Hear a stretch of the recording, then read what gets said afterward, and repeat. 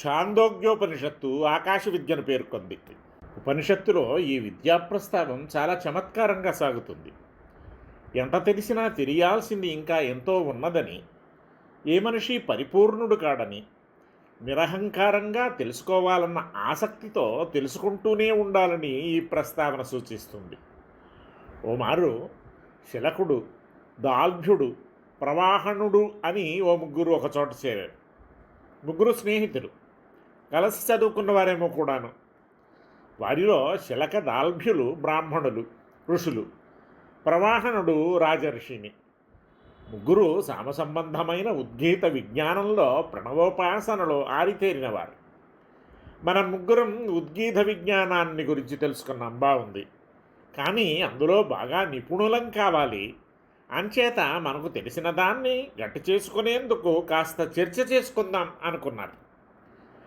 ఇలాంటి చర్చలని వాద కథలు అనేవారు ఆ రోజుల్లో. ఈ కథలు 3 రకాలు: వాదం, జల్పం, వితండం అని. సందేహాలు సమాధానాలతో, యుక్తి ప్రయుక్తులతో విషయాన్ని చక్కగా వివరించి నిగ్గుదేల్చి చెప్పేది వాదకథ. విషయం ఎట్లా ఉన్నా మసిపూసి మారేడుకాయ చేసినట్టు, తిమ్మిని బమ్మిని, బమ్మిని తిమ్మిని చేసినట్టు వాదబలంతో, వాగ్వైభవంతో ఎదురిని పడగొట్టడం కోసమే చేసే చర్చలు జల్ప వితండ కథలు. అయితే ఈ ముగ్గురు మంచి మనసు కలవారు, మైత్రి కలవారు, తమకు తెలిసిన దాన్ని గట్టి చేసుకుందామనుకున్నవారే తప్ప ఒకరినొకరు ఓడించాలన్న పాడు తలపులు కలవారు కారు. ముగ్గురు కూర్చున్నారు. ప్రవాహనుడన్నాడు, మీరు పూజ్యులు, బ్రాహ్మణులు, ముందు మీరు ప్రారంభించండి, నేను వింటాను. శిలకుడు దాల్భ్యునితో, నేను ప్రారంభిస్తానన్నాడు. కానీ అన్నాడు దాల్భ్యుడు, మనం ఉపాసించే ఈ ఉద్గీత సామానికి ప్రాప్యమేమిటి అని అడిగాడు శిలకుడు. స్వరం అన్నాడు దాల్భ్యుడు.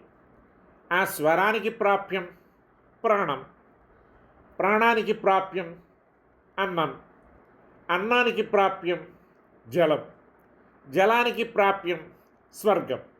మరి ఆ స్వర్గానికి? ఇట్లా సాగే ప్రశ్నోత్తరాలు. దాల్భ్యుడు స్వర్గమే విశ్రామభూమి, ఇక ఆపై ఆశ్రయం ఏదీ లేదనుకున్నాడు, మౌనం వహించాడు.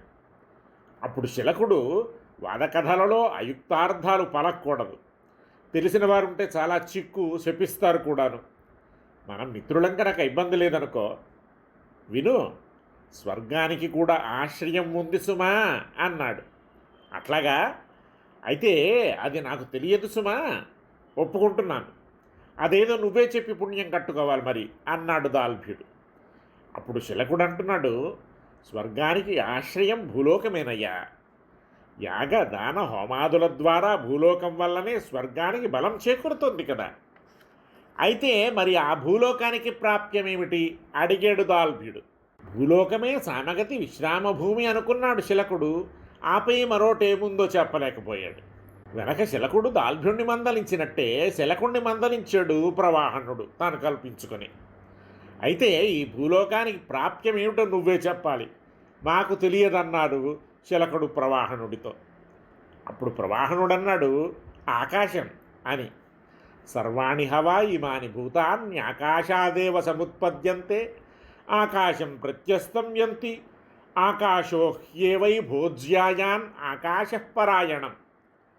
చిరచిదాత్మక ప్రపంచమంతా ఆకాశాన్నుంచే ఉత్పన్నమవుతోంది, అందే లయమవుతోంది. సకల కళ్యాణ గుణ పరిపూర్ణం, నిరతిశయ నిరుపాధికోత్కర్షం ఆకాశం. పృథివ్యాది పంచభూతాల కంటే మహత్తరమైన ఈ ఆకాశమంతటా ప్రకాశించే పరమాత్మే. అట్లాంటి ఆకాశమే, పరమాత్మే ఉద్గీతం.